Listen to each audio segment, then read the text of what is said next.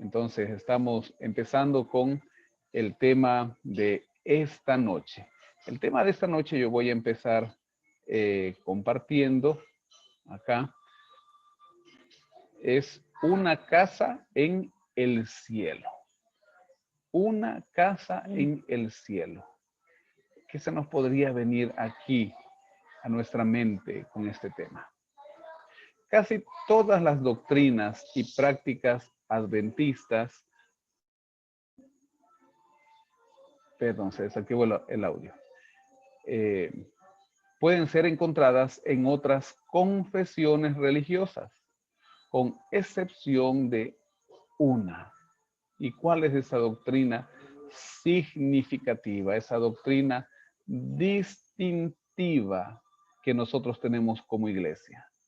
Esa doctrina es la doctrina del santuario. Solamente los adventistas del séptimo día presentan una comprensión tan abarcante, integrada y particular sobre este tema. Frente a esto, cabe una pregunta. ¿Hay fundamentos sólidos en la palabra de Dios para esta enseñanza? Para responder a esta pregunta, necesitamos entender mejor el santuario en el Antiguo Testamento. Entonces, en este momento, vamos a abrir nuestra Biblia y ahí está el texto, Éxodo capítulo 25, versículo 8. Éxodo 25, 8. Y así como en otras noches, hermanos queridos, quienes están aquí, ustedes pueden encender su micrófono. Alguien, por favor, que nos ayude dando la lectura a este texto. La palabra de Dios dice, y harán un santuario para mí y habitaré en medio de ellos. Amén. Amén. Perdón. Sí, muy bien, tranquilos. Gracias por esa disposición, ¿sí? La palabra de Dios, ¿qué nos dice entonces? Que el Señor ya había dado esta orden al pueblo de Israel, al pueblo que había salido de ahí de Egipto. Debían hacer un santuario. ¿Para qué? ¿Cuál era el objetivo? ¿Ah? A ver, ahí está el objetivo. ¿Cuál era? Porque quería que fuera un punto de encuentro entre el pueblo de Dios y él. Ya, muy bien, pero ahí está muy clarito en el texto. ¿Qué dice? ¿Cuál era el objetivo? Habitaré, dice. Amén, interesante, ¿no? Habitaré, ¿sí? Para que ellos estén, Dios estará ahí presente y que ellos tengan esa certeza, esa seguridad de su presencia. Ustedes sí recuerden que el santuario, bueno, antes de hablar un poquito del santuario, el pueblo mientras iba en el desierto, ¿cuántas tribus eran? A ver, ¿cuántas tribus eran? Lección. 12 tribus, muy bien. Y ellas estaban dispuestas alrededor del santuario. El santuario estaba en el centro, ¿sí? Qué interesante el gobierno, qué interesante el gobierno que ellos tenían. No era un gobierno como los que tenemos en la actualidad o como los que hubieron a lo largo de la historia de este mundo, sino que era un gobierno único, un gobierno teocrático, un gobierno en donde el monarca, ¿quién era? Era el mismo Dios, era Jehová, el Señor. Entonces aquí nos menciona que los primeros patriarcas ya realizaban sacrificios de animales. Podemos leer dos versículos ahí. Génesis, capítulo 4, versículo 4. Alguien que lea. Y otra persona, el capítulo 12, versículo 7. Vamos a leer estos dos textos, por favor. 4:4 y 12:7. Génesis 4:4. En la palabra del Señor dice, y Abel trajo también de los primogénitos de sus ovejas y de la grasa de ellas, y miró Jehová con agrado a Abel y a su ofrenda. Amén. Entonces vemos que desde el inicio ya se empezó a dar una ofrenda. En este caso era un sacrificio. ¿Quién lo llevó? Abel. Y 12:7, ¿quién puede leerlo, por favor? Capítulo 12, verso 7. Y apareció Jehová a Abraham y le dijo, a tu descendencia daré esta tierra, y edificó allí un altar a Jehová, quien le había aparecido. Ajá, ¿de quién nos está hablando ahí? A ver, ¿de quién? ¿Cuál es ese patriarca? De Abraham. Abraham, ¿no es De cierto? Abraham. Abraham, muy bien. Entonces, los patriarcas ya estaban haciendo sacrificios. Desde que entró el pecado, los primeros hijos de Adán, ellos llevaron también su ofrenda. Y ustedes recuerden ahí que la una ofrenda no fue agradable ante el Señor, ¿sí? Sin embargo, cuando el pueblo de Israel salió de Egipto, el Señor ordenó la construcción de un santuario que funcionaba como un punto de encuentro entre su pueblo y él. La primera versión del santuario fue una tienda o tabernáculo con piezas y coberturas fabricadas con pieles y metales preciosos. Ahí también encontramos en esa fabricación madera. Siglos después, Salomón erigió un templo magnífico, siguiendo los mismos patrones del tabernáculo. Los sacrificios, los muebles del tabernáculo o del templo, las fiestas anuales y hasta incluso la función de los sacerdotes eran símbolos ¿de qué? Del Cordero de Dios que quita el pecado del mundo.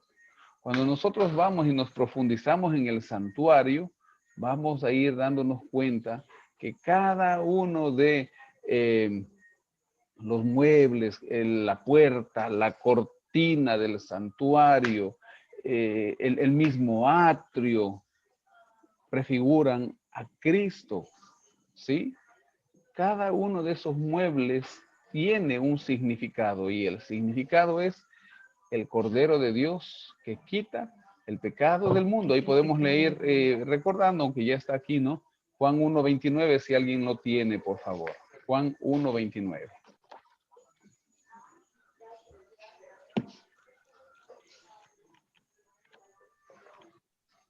¿Alguien lo puede leer?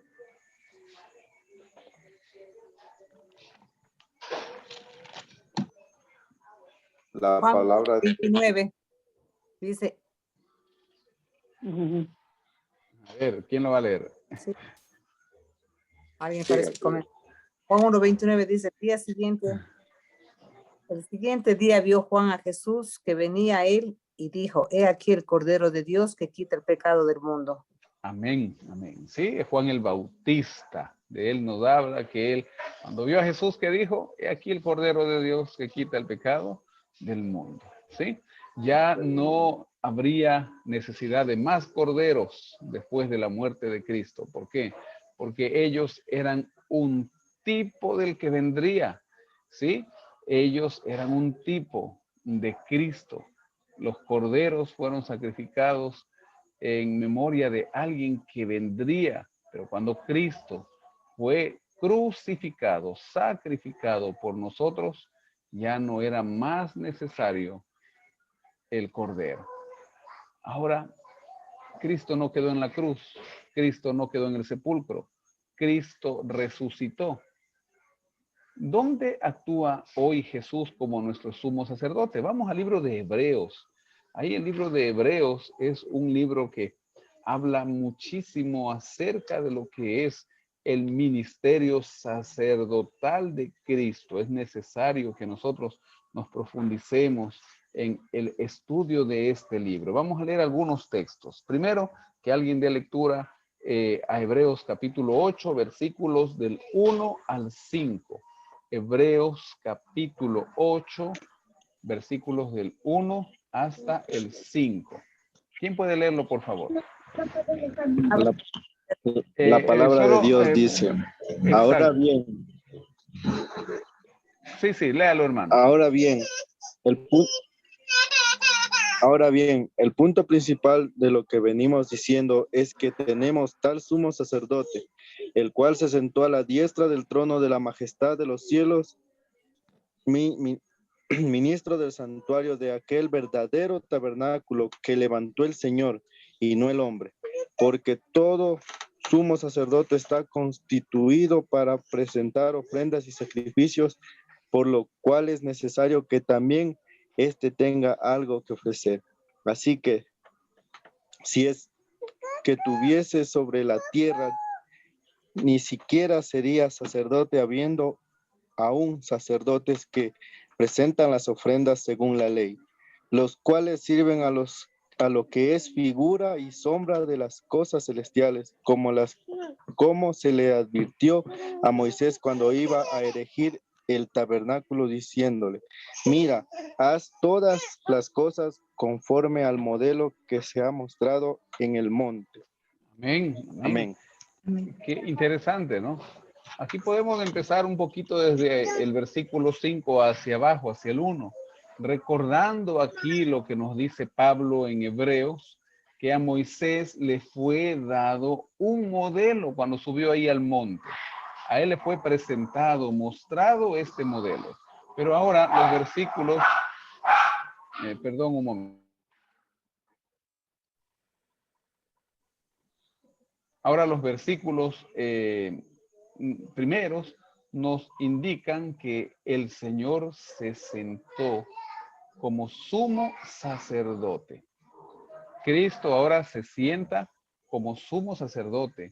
Él es ministro del santuario. ¿De qué santuario? ¿Nos lleva al santuario terrenal o nos está hablando de otro santuario? El santuario terrenal era un modelo, una sombra también, dice Pablo. ¿De cuál? Del santuario celestial. Entonces vamos a leer el capítulo 9, versículos 11 al 15, por favor. Alguien que lea ahí versículos del 11 hasta el 15. 11 al 15 dice: pero estando ya presente Cristo, sumo sacerdote de los bienes venideros, por el más amplio y más perfecto tabernáculo, no hecho de manos, es decir, no de esta creación, y no por sangre de machos cabríos ni de becerros, sino por su propia sangre, entró una vez para siempre en el lugar santísimo, habiendo obtenido eterna redención. Porque si la sangre de los toros y de los machos cabríos y las cenizas de la becerra rociadas los inmundos santifican para la purificación de la carne, cuando más la sangre de Cristo, el cual mediante el Espíritu eterno se ofreció a sí mismo sin mancha a Dios, limpiará vuestras conciencias de obras muertas para que vais al Dios vivo. Así que por eso es mediador. Hermana, se quedó sin audio, por favor, si antes de que la hermana continúe, por favor, si mantienen sus audios apagados, porque está leyendo una persona, pero se escucha también la voz de otra. Por favor, así podemos ayudar para que esté claro. Gracias, ¿sí? Hermana Laura. En la 15 está la 14. Sí. Hasta el 15. ¿Con cuál continúo? ¿Con la 14 o con la 15? Vuelva al 14. Sí, dice gracias. aquí. Ya. Cuanto más la sangre de Cristo, el cual mediante el Espíritu Eterno se ofreció a sí mismo sin mancha a Dios, limpiará vuestras conciencias de obras muertas para que sirváis al Dios vivo. Así que por eso es mediador de un nuevo pacto, para que interviniendo muerta para la remisión de las transgresiones que había bajo el primer pacto, los llamados reciban la promesa de la herencia eterna. Amén. Amén. Entonces aquí nosotros, hermanos queridos, podemos darnos cuenta que ahora tenemos un sumo sacerdote que ministra en el santuario celestial. Un sumo sacerdote que también fue la ofrenda, fue el Cordero de Dios que quita el pecado del mundo, que ahora mediante su sangre, como nos dice aquí, es mediador de un nuevo pacto, para que interviniendo muerte para la remisión de los pecados cometidos bajo el primer pacto, los llamados reciban la promesa de la herencia eterna. Antes de Cristo, todo creyente necesitaba ir con un cordero. Imagínese usted cuando llegaba ahí al santuario o cuando usted llegaba al templo con su ofrenda. Usted tenía que darle muerte al animalito. Usted sabía que ese animalito que estaba ahí acostado sobre el altar del sacrificio era inocente, pero que estaba tomando su lugar y que prefiguraba a uno que vendría después. Ellos sabían que habría un Mesías, que habría alguien que tendría que pagar por los pecados de la humanidad. Nosotros ahora ya no necesitamos ir con el Cordero.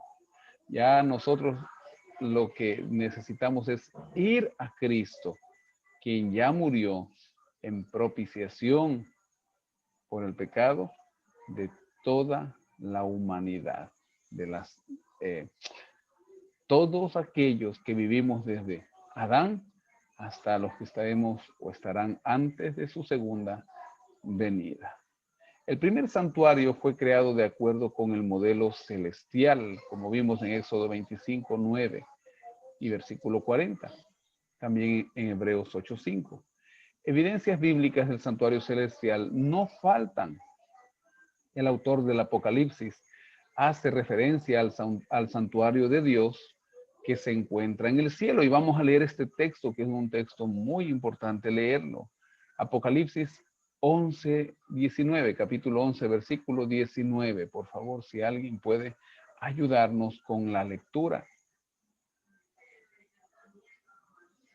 Y este es el santuario del cual... Dios muy bien. En el cielo, y el arca de su pacto se dejó ver en el templo. Hubo relámpagos, voces, truenos, un terremoto y granizo grande. Amén. Amén. Entonces, Apocalipsis también nos dice Juan, ¿sí? El discípulo amado, que él ahí en visión, ¿qué vio? El templo. ¿Y qué se deja ver dentro del templo? El arca del pacto. Es en este santuario que Jesús ministra como nuestro sumo sacerdote, de acuerdo a lo que leímos en el capítulo 8, versículos 1 y 2 de Hebreos. Por su sangre, Cristo entró en el santuario celestial y por eso es nuestro mediador. Ahí lo leímos también en los versículos 12, 14 y 15 del capítulo 9 de Hebreos. En este santuario debería ocurrir un juicio investigador poco antes del regreso de Jesús a esta tierra. Vamos a leer estos dos textos que están aquí. El uno tiene algunos versículos. Por favor, la persona que nos ayude leyendo, lee desde el versículo 9 hasta el 14 de Daniel 7, y otra persona después nos ayuda leyendo Apocalipsis 14, versículos 6 y 7. ¿Sí? Una sola persona que nos ayude con el primero y luego otra persona con el segundo texto, por favor.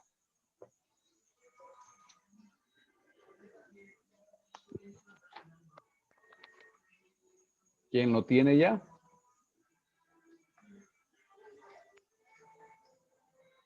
Daniel 7, versículos 9 al 14. Estuve mirando hasta que fueron puestos unos tronos, y se sentó un anciano de días. Su vestido era blanco como la nieve, el pelo de su cabeza como lana limpia. Su trono, llama de fuego, y fuego ardiente las ruedas del mismo. Un río de fuego procedía y salía de delante de él. Miles de miles lo servían, y millones de millones estaban delante de él. El juez se sentó y los libros fueron abiertos. Yo entonces miraba a causa del sonido de las grandes insolencias que hablaba el cuerno, y mientras miraba mataron a la bestia, y su cuerno fue destrozado y entregado para quemarse en fuego. También a las otras bestias les había quitado su dominio, pero les había sido prolongada la vida hasta cierto tiempo. Miraba yo en la visión de la noche y vi que con las nubes del cielo venía uno como un hijo de hombre. Vino hasta el anciano de días y le hicieron acercarse delante de él. Y le fue dado dominio, gloria y reino, para que todos los pueblos, naciones y lenguas lo sirvieran. Su dominio es dominio eterno, que nunca pasará, y su reino es como uno que nunca será destruido. Amén, amén. Muy bien. El siguiente texto, por favor. Apocalipsis 14, versículos 6 y 7. Sí, gracias, hermana Blanquita. La ¿Alguien palabra de que va a Dios leer? dice así. Ajá. Y yo voy a leer ahora. Hermana Dice, Laurita, sí. vi volar del cielo a otro ángel que tenía el evangelio eterno para predicarlo a los moradores de la tierra, a toda nación, tribu, lengua y pueblo, diciendo a gran voz: temed a Dios de gloria, porque la hora de su juicio ha llegado, y adorad a aquel que hizo el cielo y la tierra, el mar y las aguas. Amén, amén. Muchas gracias. El día de anoche, justo ahí con mi hermano aquí, que se estudiaba algo de este tema, recordando nosotros que en 1844, como bien lo decía él anoche, hubo una confusión, no de la fecha, sino del acontecimiento que iba a suceder. Ellos en esa época creyeron que iba a darse la segunda venida de Cristo. Pero nosotros, como ya se lo estudié anoche, sabemos que Cristo estaba cambiando, estaba pasando en su ministerio sumo sacerdotal a lo que era este juicio investigador. ¿Por qué? Algunos dicen, no, eso no existe, eso no es bíblico. Es bíblico. ¿Por qué es necesario este juicio que se dé en el cielo? ¿Por qué es necesario? Recuerden, como decía aquí Daniel, los libros fueron abiertos. ¿Para qué son abiertos los libros? ¿Para qué? ¿Por qué es necesario que los libros se abran? ¿Por qué es necesario que se lea lo que está en los libros? Recuerde usted que lo que está en juego o lo que puso Satanás en juego desde que en él se halló pecado, no fue más que el carácter de Dios. El carácter de Dios se puso en juego. Recuerde que Dios es amor y así lo manifiesta su palabra y así nosotros lo hemos sentido. Por eso lo amamos y por eso lo seguimos, porque Él nos amó a nosotros primero. Pero en esa tergiversación del carácter de Dios, es necesario que los libros se abran y que en ese juicio, que no es un juicio que nosotros debemos temer, sino más bien que es un juicio necesario para que el carácter del Señor quede reivindicado, se mencione cada uno de las personas de que han vivido en este mundo, que no aceptaron al Señor y que más que el por qué no serán salvas. Entonces, cuando esos libros se abren, ante los ángeles del cielo queda indicado todo lo que se ha hecho por aquella persona y que al final en su libre albedrío esa persona ha decidido rechazar al Señor, rechazar la salvación. Por eso es un juicio, como yo les menciono, al cual nosotros no debemos temer. Algunas veces hemos escuchado una expresión que no es correcta dentro de los adventistas, queridos hermanos. Cuando dicen, ¿qué tal si tu nombre pasa hoy? ¿Qué tal si tu nombre pasa hoy? Recordemos, hermanos, el tiempo de gracia del Señor se acaba de dos maneras. La una cuando la persona muere. Y como nosotros no sabemos si el día de mañana el Señor nos va a permitir vivir, el día de estar a cuentas con Él no es mañana, es hoy, ¿sí? Y la segunda es cuando antes de la venida de Cristo, el Espíritu Santo ya no interceda más, ya no sea más el consolador, se ha retirado de acá, venga el tiempo de angustia de Jacob. Ahí habrá terminado el tiempo de gracia. Y como dice Apocalipsis capítulo 22, el que es justo siga siendo justo todavía. El que es injusto siga siendo injusto. Hoy nosotros vivimos un tiempo hermoso en donde tenemos y podemos ponernos a cuentas con el Señor. No podemos vivir una vida licenciosa en donde hoy voy a la iglesia y mañana peco y así estamos jugando, no. Porque puede llegar un momento en donde nosotros pequemos con el pecado imperdonable, que es el pecado en contra del Espíritu Santo. ¿Sí? ¿Y cuál es ese pecado? ¿Por qué no se puede perdonar? ¿Porque Dios no es misericordioso? No, es imperdonable porque nosotros ya nos encallecemos tanto.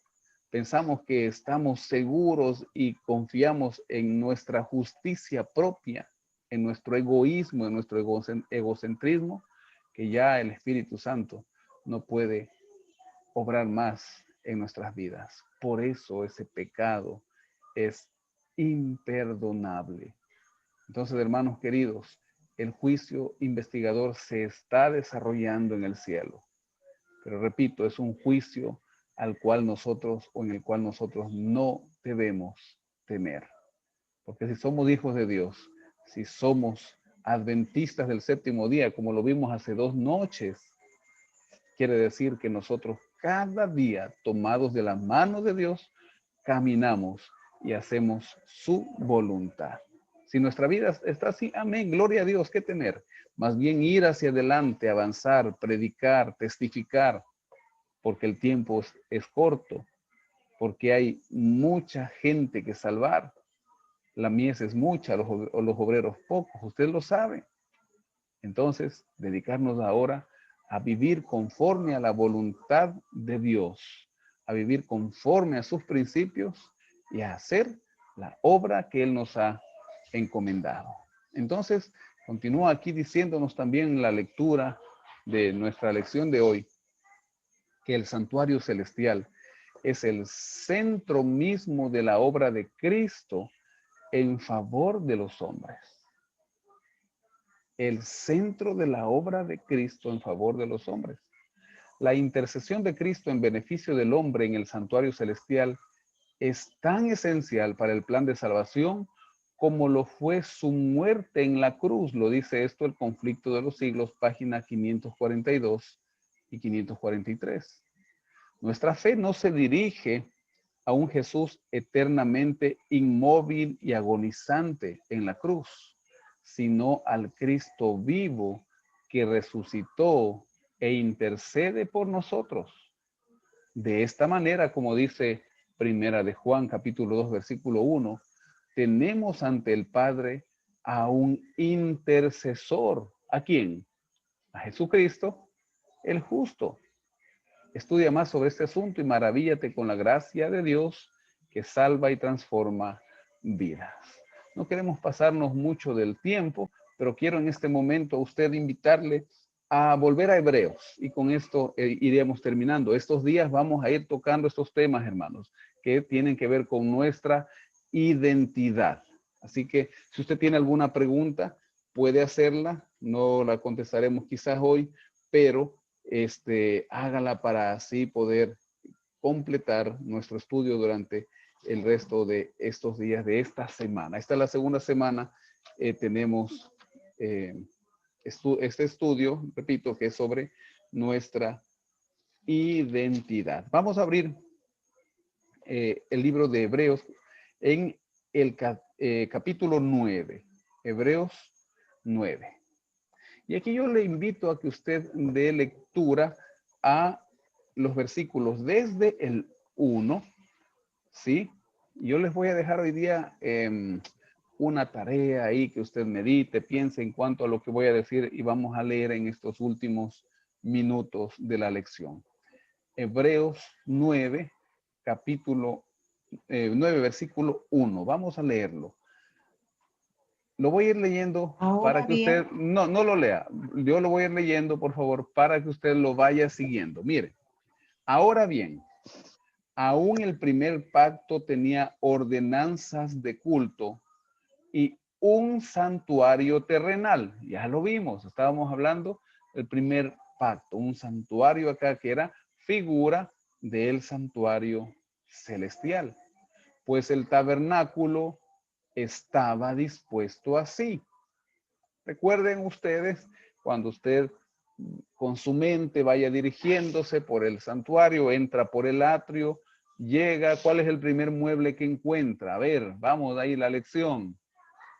El altar de sacrificio. Luego sigue caminando por el atrio, que es el patio exterior, el patio fuera de lo que era el tabernáculo, el santuario o el mismo templo. ¿Qué encuentra después? A ver, aló. El lavacro. El lavacro, lavatorio, ¿no es El cierto? lavacro o la fuente. La fuente también ahí en el templo encontramos como el mar también le llama ahí el texto bíblico, ¿sí? Ingresamos, usted ingresa ya y con su mente vaya entrando. Usted hoy día es sacerdote, ¿sí? Va entrando y cuando ingresa, ¿qué encuentra? Usted encuentra cierto mobiliario. No lo mencione todavía. Vamos ahí a ver qué sigue diciendo. Pues el tabernáculo estaba dispuesto así. En la primera parte llamada el lugar santo estaban el candelero, la mesa de los panes de la proposición. Muy bien. ¿Está bien o no? Usted vaya así, va caminando hacia el norte, que es la parte derecha. ¿Sí? ¿Usted qué encontraba? ¿Qué encontraba? La mesa con los panes de la proposición. Muy bien, está bien hasta ahorita. Vamos hacia el sur. Usted mira, está hacia el sur, la izquierda. ¿Qué encuentra? Usted encuentra el candelero. El candelabro de los o candelabro de 7 brazos, ¿sí? Ahora usted ya no está ni al norte al sur, ahora usted está de frente. ¿Qué encuentra ahí al fondo, junto al velo? Recuerde, usted hoy día es sacerdote, pero no es sumo sacerdote hoy. Usted es sacerdote en su mente. No va a pasar al lugar santísimo. Estamos ahí en el lugar santo. ¿Qué encuentra ahí? A ver. El altar de incienso. Altar de incienso. Solo Blanquita creo que es. Bueno, Blanquita, está bien. Ahí ve el altar de incienso. Vuelva su mente, perdón, su mirada y también su mente acá a la lectura. Vuelvo a leer el versículo 2. Nos dice acá, en el lugar santo estaban el candelabro, la mesa y los panes de la proposición. Muy bien. Pero mire lo que dice el versículo 3. Tras el segundo velo estaba la parte del tabernáculo llamada el lugar santísimo. Correctísimo. Muy bien. Y luego dice, allí había un incensario de oro y el arca del pacto cubierta de oro por todas partes, en la que había una urna de oro que contenía el maná, la vara de Aarón que reverdeció y las tablas del pacto. Sobre la urna estaban los querubines de la gloria que cubrían el propiciatorio. De estas cosas no se puede ahora hablar en detalle, menciona aquí Pablo en su carta. Interesantísimo. A mí me encanta esta parte del libro de Hebreos por una razón. ¿Se dio alguien cuenta de lo que acabamos de leer? Ahí Blanquita estaba mencionando las partes los muebles del lugar santo, pero aquí Pablo hace o dice algo interesante. ¿Alguien se dio cuenta? A ver. No menciona las cosas que se encuentran dentro del arca. No, dice que sí las menciona. No.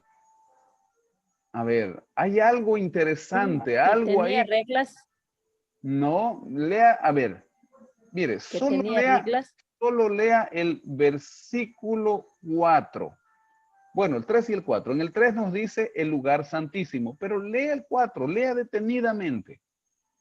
¿Qué hay ahí? El arca del pacto. Lea detenidamente. A ver, Blanquita, usted que mencionó, algo va a encontrar ahí. El arca del pacto. Allí había un incensario de oro. Ajá. Y el arca del pacto cubierto. Había un incensario más. A ver. Ahí me gusta porque ahí como que vamos a ver. Blanquita y los hermanos. Allí había un incensario de oro y el arca del pacto cubierta de oro. Recapitulemos un ratito. En la urna. Un ratito, miren. Cuando usted ingresa al santuario, usted encuentra a la derecha o norte la mesa con los panes. Al sur o a la izquierda, ¿usted qué encuentra? A ver, ya, hermanos, usted, eso debe tenerlo aquí dibujado. A ver. El candelabro. El candelabro de oro, ¿sí? Y de frente, junto al velo, que dice el segundo velo, ese es el velo que separa el lugar santo del lugar santísimo. El primer velo es la entrada al santuario, o la puerta, y siempre recuerde, la puerta, ¿quién es? Cristo. Cuando usted ve todo esto, usted mira los panes, ¿quién es el pan de vida? Cristo. Usted va hacia ¿cómo se llama? El candelabro, ¿quién es la luz del mundo? Cristo. ¿Sí? Usted va viendo el santuario y usted va encontrando a Cristo en cada uno simbolizado. Pero interesante, de frente junto al segundo velo estaba el altar de incienso, o aquí menciona incensario. ¿Sí? Pero Pablo... Entonces Pablo se equivocó. A ver, Blanquita. Entonces la pregunta es, entonces hay dos incensarios. El uno, el que está en la parte externa. No, porque Pablo está mencionando mueble por mueble. ¿Ah? A ver. Hay el arca y una urna con los panes. No, la urna es lo que también se le llama en el Antiguo Testamento, ¿cómo se llama? Se me va el nombre, la tapa, es la tapita del arca, tiene otro nombre, o la urna que dice ahí, es donde estaban los dos querubines. No, hermanos, miren, Pablo menciona algo interesantísimo. Pablo está poniendo el mobiliario en orden. Y Pablo pone el mobiliario, y algunos pueden decir, Pablo se equivocó, porque el altar del incienso estaba delante del velo. Y Pablo ahora lo pone como parte del lugar santísimo.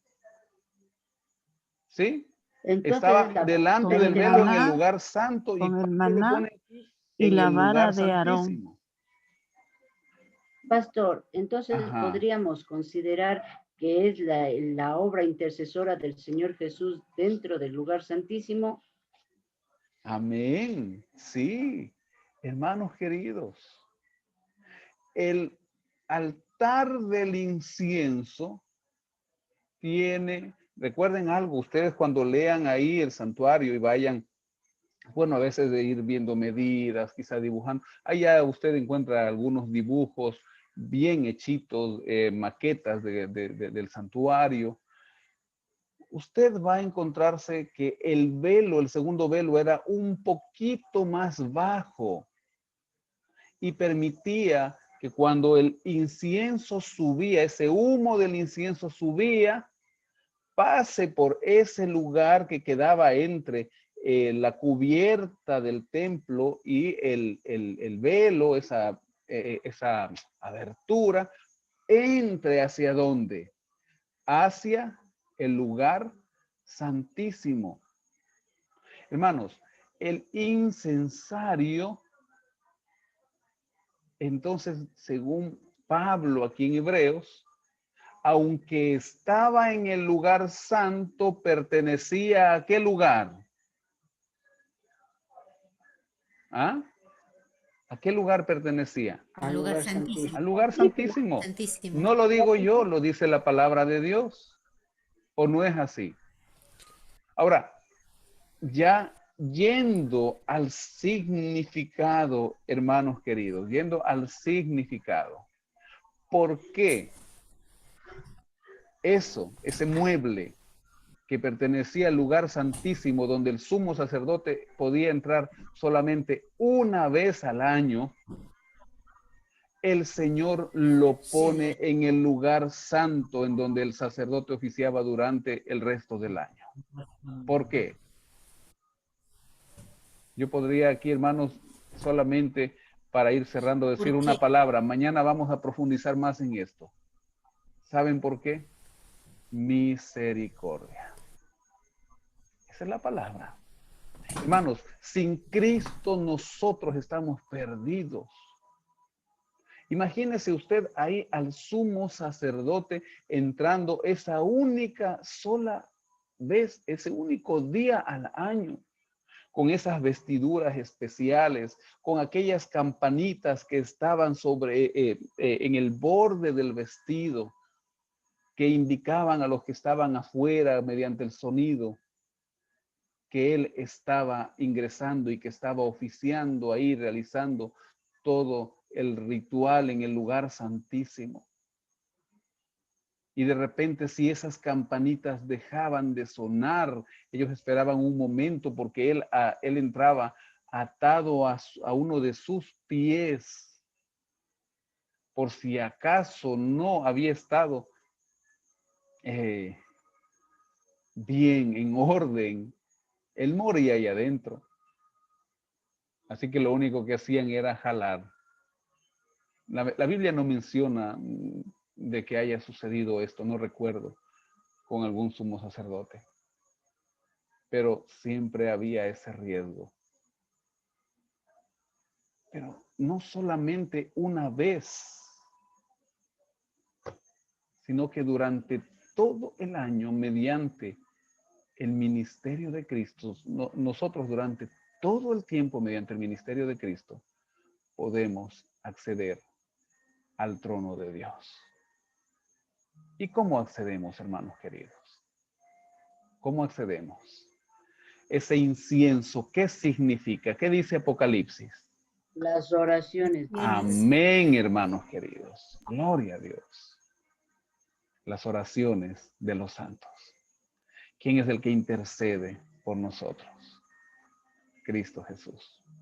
Que hoy noche, hermanos, quizá alguna cosa ahí queda y estúdiela y mañana, o haga preguntas de ahí mañana. Mañana continuaremos. Pero recuerde que en su misericordia el Señor envió a Cristo Jesús por nosotros. Nosotros no podemos acceder al lugar santísimo, al trono de Dios, pero el Señor puede, y Él es el que hace intercesión por nosotros. Y eso prefiguraba, eso significaba aquel mueble, aquel incensario, esa mesa del incienso. Y ese humo que entraba ahí también son nuestras oraciones que en el nombre de Jesús llegan al santuario celestial. Que Dios les bendiga, hermanos queridos, y que podamos en esta noche dormir confiados, dormir felices, dormir agradecidos, porque a pesar de nuestro pecado, hoy el Señor está dispuesto a limpiarnos.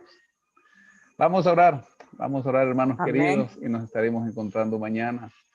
Señor, gracias. Gracias por tus misericordias. Gracias porque aun siendo pecadores podemos acceder a tu trono de la gracia, Señor. Hoy estamos aquí estudiando tu palabra y nos encontramos con esta maravilla, Señor. Nos encontramos a un lugar que es imposible para nosotros acceder por medio de Cristo Jesús, nuestro Salvador, nuestro Redentor. Nuestras oraciones pueden llegar hoy a tu trono celestial. Gracias porque en estos días, Señor, hemos visto tus milagros. Hemos sabido cómo has respondido, Señor, las oraciones. Aquí algunos hermanos estuvieron esa noche en la vigilia, que muy pronto queremos hacer una vigilia nuestra como distrito. Cuántas noticias buenas de personas, Señor, que están recuperando su salud. Y también, Señor, aunque hay hermanos nuestros que tú los has hecho descansar, sabemos que es tu voluntad, Señor,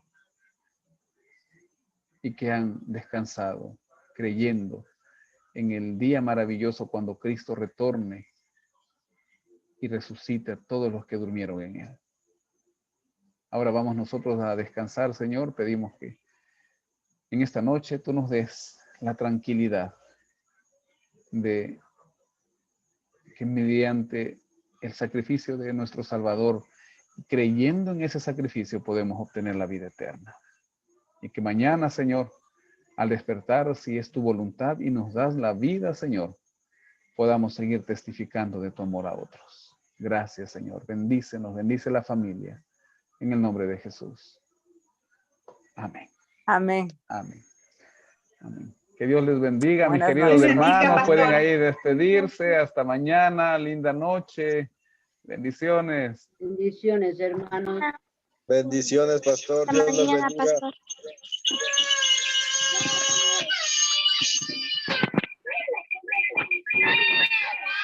Paga tu-